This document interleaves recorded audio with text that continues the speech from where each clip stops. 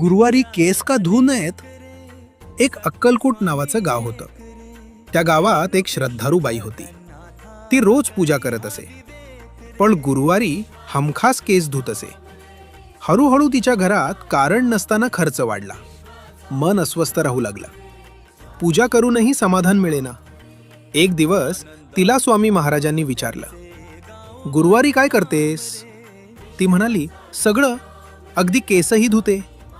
स्वामी हसले आणि म्हणाले, गुरुवार हा गुरुचा दिवस आहे. केस धुणं म्हणजे शरीरातील ओझ व लक्ष्मी तत्व वाहून जाणं.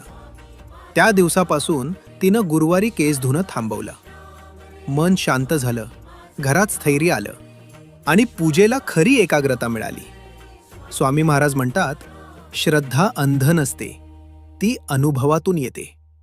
अशा माहितीपूर्ण कथा ऐकण्यासाठी व्हिडिओला लाईक